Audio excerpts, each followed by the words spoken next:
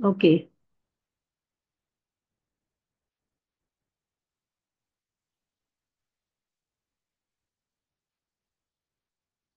చెప్పు.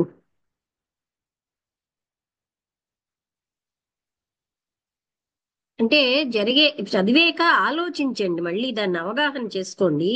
మననం చేస్తూ ఉంటే విషయం మనకి లోతుగా తెలుస్తూ ఉంటుంది. అంటే అంత చేసి అన్ని రకాలుగా ఉన్న వ్యక్తి అసంతృప్తితో ఉన్నాడు. ఆ అసంతృప్తి ఏంటి అనేది కేవలంగా మన మాటల్లో చెప్పుకోవాలంటే ఆత్మతత్వంలోనే దొరుకుతుంది. కానీ మనుషులుగా తెలియక ఏదో ఒక దాంతో తృప్తి పడిపోతూ ఉంటారు. అంటే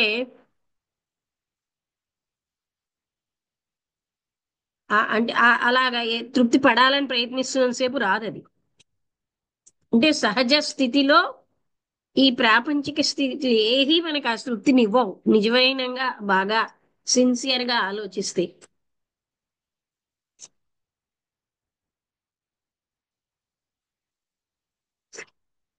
వసంతలత చెప్తున్నా.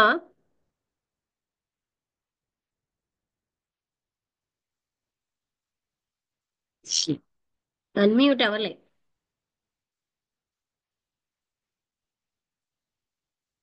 లక్ష్మి బాధపడింది. లక్ష్మి నువ్వు చెప్పిన తర్వాత బాధపడింది. ఆ తర్వాత అంటే సాటిస్ఫాక్షన్ అనేది మన దీంట్లోనే ఉంటుంది అని చెప్పి మనం అదే. అంటే మనస్సు. మనకి ఏంటంటే ఒక అసంతృప్తి, ఒక పరిపక్వత ఉన్న వాళ్ళలో కూడా అన్ని రకాలు చేసినా వాళ్ళకి అసంతృప్తి ఉంటుంది. ఎందుకంటే ఈ ప్రాపంచిక అశాశ్వత వస్తువులు శాశ్వతమైన తృప్తిని ఇవ్వవు. కానీ అది తనకి దానికోసం ఉన్నట్టు తెలియట్లేదు. అందుకని కృష్ణమూర్తి గారు ఏంటి, యథార్థ స్థితిని ఫేస్ చేస్తే ఉన్నదే అక్కడ.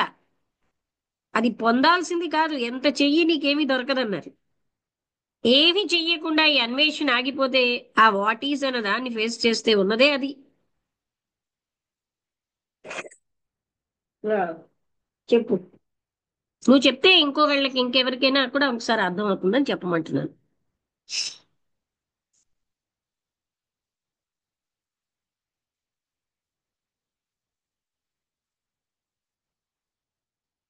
చెప్తున్నావా లేదా?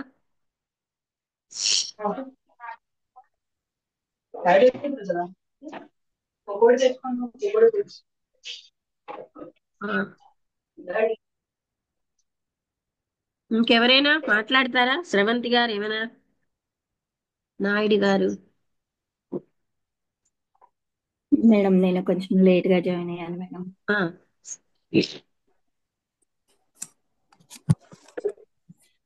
అమ్మా ఇప్పుడు అర్థం అవుతుందమ్మా. అంటే మీరు ఇప్పుడు చెప్పిన తర్వాత అర్థం అయిందమ్మా. అంటే అసంతృప్తి అంటే ఏ వస్తువులతోనో లేదంటే వ్యక్తుల యొక్క కమ్యూనికేషన్ తోనో అలా ఉంటూ ఉండడం ద్వారాగా, అంటే ఇలా అయితే తృప్తి వచ్చేస్తుంది, ఇలా అయితే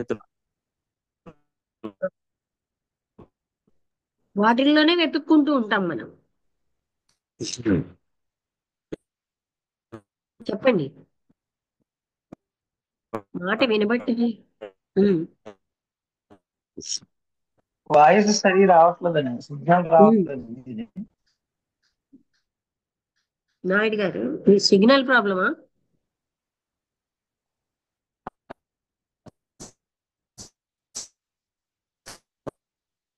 వాయిస్ సరే, మాట వినబట్టం లేదు. అసలు తృప్తి అనేది నిరంతరం ఉంటది. అవునమ్మా. కానీ అసంతృప్తి అయినారమ్మా. అసంతృప్తి ఇప్పుడు వినబడింది, ఇంతవరకు వినబడలేదు. అసంతృప్తి మీకు సిగ్నల్ ప్రాబ్లం బాగా ఉంది. సరే, కొంచెంసేపు అయ్యాక చెప్దురు గాని, స్రవంతి గారు ఏమో అడుగుతున్నారు కదా, అడగండి. అయిన వాటి గురించి చెప్తున్నారు కదమ్మా. అవునమ్మా. అసంతృప్తి, మళ్ళీ ఇప్పుడు ఏదో తృప్తి అని వినబడింది అంతే. తృప్తి అయిన వాటిలో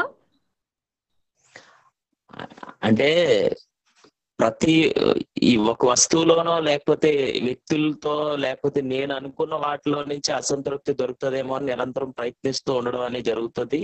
తృప్తి వాటిలో దొరుకుతుందేమో. తృప్తి అనేది చెప్తున్నారు. ఉమ్. వాటిల్లో తృప్తి దొరకదు అని చెప్తున్నారు కదమ్మా అంటున్నాను. దొరుకుతోందా ఎవరికైనా? లేదమ్మా, అన్వేషణ జరుగుతూనే ఉంది కదా. ఉమ్. అంటే నేను ఆగిపోవట్లేదు. కావాలనుకున్నాను, వస్తువు దొరికింది, అది అది తాత్కాలికంగా అలా అనిపించవచ్చు, కోరిక నెరవేరింది, మరో కోరిక వస్తూనే ఉంటుంది, అసలైన అసంతృప్తి అక్కడే ఉంటుంది. అవునమ్మా, అదే అది చెప్తున్నారమ్మా, అర్థం అవుతుందమ్మా. చెప్తుంటే అర్థం అవుతుందమ్మా. స్రవంతి గారు మీరేదో అడగబోతున్నారు. లేదమ్మా, నేను కొంచెం లేట్ అయింది ఈరోజు. ఆ,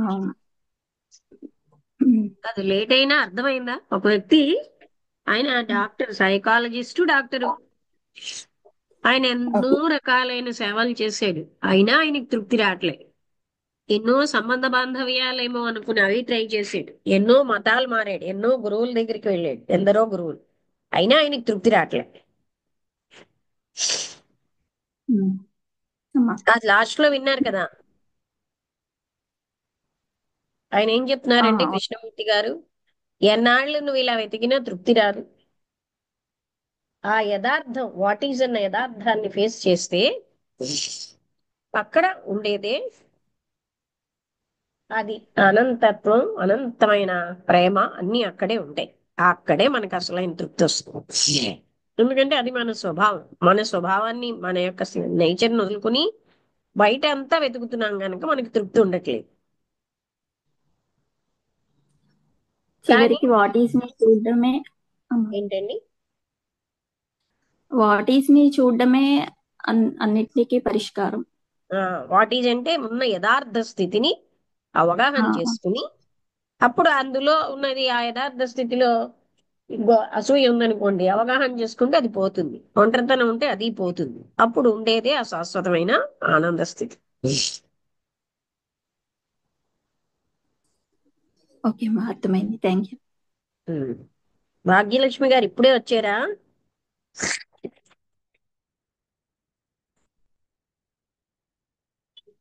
ఇప్పుడే వచ్చానండి. ఎలా కొంచెం పని ఒత్తిడైంది. ఓకే. ఆ, భాగ్యలక్ష్మి గారికి అయితే ఈ విషయం బాగానే అర్థమైపోతుంది. ఎందుకంటే బయట ఎంత వెతికినా దొరకంది మన దగ్గరే ఉంది కనుక అది ఎక్కడా దొరకదు. ఇక్కడ దాకా ఎలా టాపిక్ చెప్పారండి? ఏంటండి? ఆ టాపిక్ చెప్పారా అంటున్నా.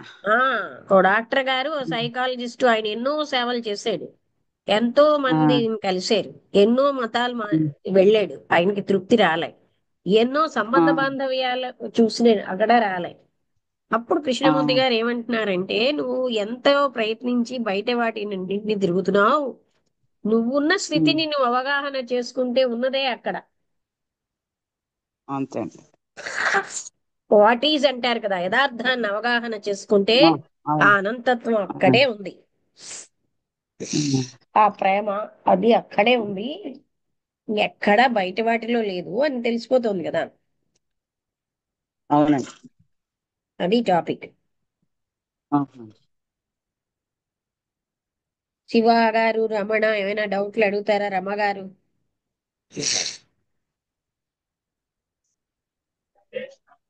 నమస్తే అమ్మా, అందరికీ నమస్తే. శివ నమస్తే, అమ్మ. చెప్పండి.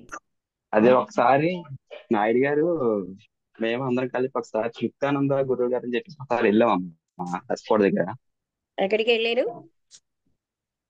ఎస్కోడ్ దగ్గర తృప్తానంద స్వామీజీ అని చెప్పి ఒకసారి వెళ్ళామమ్మా ఆయన దగ్గర, గురువు దగ్గరికి. ఆ, అమ్మ వినిపిస్తుందా వాయిస్? ఏంటి, ఒక వ్యక్తి దగ్గరికి వెళ్ళారా? గురువు గారు ఉంటారమ్మా ఎస్కోట్ గురువు లోని. గారి దగ్గరికి వెళ్ళారు, ఓకే. ఆ ఆయన ఏంటంటే తృప్తానంద స్వామీజీ అని చెప్పేసి తృప్తి కోసం చెప్పేవారు అనమాట. ఆ, ఆ చెప్పినప్పుడు నేను ప్రాక్టికల్ చేద్దామని చెప్పేసి చాలా రోజులు ప్రాక్టికల్ చేశానమ్మా. ఎంత ప్రయత్నం చేస్తున్నా సరే కొన్నిట్లో ఫెయిల్ అయిపోయేది అనమాట. అయితే ఆ. నేను ఇంకా ప్రాక్టికల్ చేయడం మానేసి వదిలేసానమ్మా అది. ఏంటి ఎప్పుడైతే అది ప్రాక్టికల్? ప్రాక్టికల్ చేయకుండా వదిలేస్తానో, ప్రాక్టికల్ చేశానమ్మా కొన్ని రోజులు. అంటే తృప్తి అన్నది దేంట్లో వస్తుంది, భోజనం చేసినప్పుడు వస్తుందా, ఏం చేసినప్పుడు తృప్తి కలుగుతుందా లేదా అని చెప్పేసి అన్ని ప్రాక్టికల్ చేశానమ్మా కొన్ని రోజులు. ఓకే, చేస్తే తృప్తి అనేది పూర్తిగా రావటం లేదమ్మా. ఇప్పుడు అప్పుడు అర్థమైందా కొన్ని రోజులు మీకు? ఏంటంటే దాన్ని అన్వేషణ మాని అర్థమైందమ్మా, ఇప్పుడు అర్థమైంది నాకు. అంటే అన్వేషణ మానేసి పూర్తిగా వదిలేశాను అప్పుడు. ఆ తర్వాత అప్పుడు మీరు చెప్పారు కదమ్మా ఆత్మస్థితి అంటే ఇంకా దానికి ప్రాక్టికల్ ఉండదమ్మా, ఇంకా మామూలుగా రిజల్ట్ ఆటోమేటిక్ గా అది అవుతుంది కదా. అలా అవును. జరిగిందమ్మా అంతకుముందు నాకు. అంటే మనం ఉన్న దాన్ని మనం అవగాహన చేసుకుంటే అక్కడ అదే ఉంది. అవునమ్మా. అవునమ్మా, కరెక్ట్. బయటకి ఎక్కడికి వెళ్ళి పొందవలసింది కాదు ఇది. అవునమ్మా, అవునమ్మా. అప్పుడు నాకు తర్వాత అర్థమైందమ్మా అంతా. ఉం. బాగుంది. Thank you. థ్యాంక్స్ అండి. అంటే ఎక్కడికో వెళ్తే ఎవరి వల్ల వస్తుంది ఇలా అనుకుంటాం మనం. అవునమ్మా.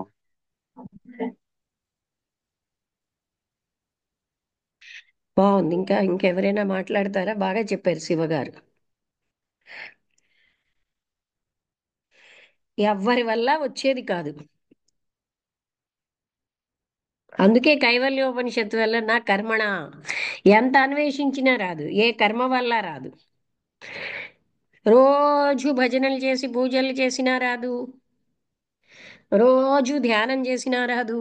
అందుకనే అది అన్వేషణ ఆగిపోతే వస్తుందన్నారు. చూసారా ఎంత బాగుందో? చాలా బాగుందమ్మా. ఉమ్. ఆ అన్వేషణ ఎక్కడి సమయానికి నుంచి ఉంటుంది కానీ తృప్తి తర్వాత మళ్ళా అది అది అశాశ్వతంగానే ఉంటుందని విషయం బోధపడుతుంది. ఆ, అది ఆ సమయానికి మాత్రమే ఉంటుంది అంతే. మళ్ళా మళ్ళా ఇంకోటి మళ్ళా ఇంకోటి అలా జనిస్తూనే ఉంటున్నాయి కదా అవి. రావయ్యా. ఉమ్. చెప్పండి. అంటే బాహ్య విషయాలు ఎంత ప్రయత్నించినా అది మనకి అందరికీ అదే అవును. అల్లక్కడికి వెళ్తే ఏదో పొందేస్తాం. పొందాల్సిందంతా లోపలే ఉంది. అంతేనా? అంతర్ అంతర్ప్రపంచంలోనే ఉంది, అంత బాహ్య ప్రపంచంలో లేదని విషయం లేదు. బోధపడుతుంది. మనం ఏం చేస్తాం? ఈ శాశ్వత తృప్తిని అశాశ్వతమైన వస్తువుల్లో వెతుకుతాం. అలా తింటే వస్తుంది, ఇల్లు అనుభవిస్తే వస్తుంది. ఎన్నాళ్ళు ఎంత అనుభవించినా రాదు. అంతేనా మళ్ళా అది కదా? మళ్ళా ఆ సమయం అయిపోయిన తర్వాత మళ్ళా అది మామూలుగానే ఉంది. అది మళ్ళా తృప్తి పడి అక్కడితో ఆగట్లేదు కదా. ఆ తృప్తి అనేది మళ్ళా మీరు కొంచెం లేదు గట్టిగా ఇంకా అక్కడ. మాట్లాడాలి, మళ్ళా ఎందుకంటే ఇంకోటి క్లారిటీ ఉండట్లేదు మీ మాటలకి. అలా కాదమ్మా.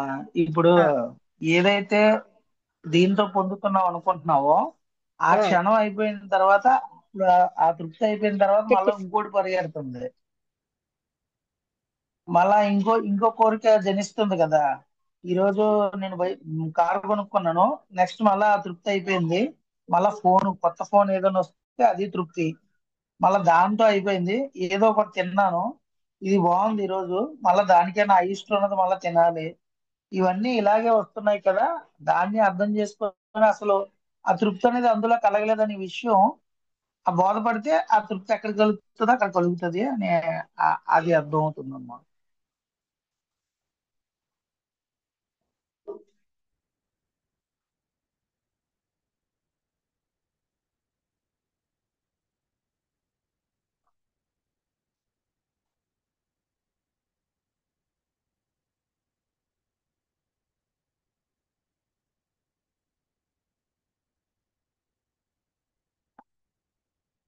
మా మ్యూట్ లో ఉన్నారు మీరు. ఓ మ్యూట్. అదే అసలైంది మన లోపలే ఉంది, బయట ఎక్కడా లేదు. అది తెలియక అదే మనం అమ్మా, అదే బయట అదే అర్థం. వెతుకుతాం సుఖం కోసం, తృప్తి కోసం. సుఖం అంతా లోపలే ఉంది. అంతేనా? అవునమ్మా, అవునమ్మా, అదే అదే అంటున్నానమ్మా. సో అందరికీ అర్థమైంది కనుక ముగించినా? ఇంకేమైనా సందేహాలు ఉన్నాయా? ఓకే, అందరికీ నమస్కారం, ముగించేస్తున్నాను.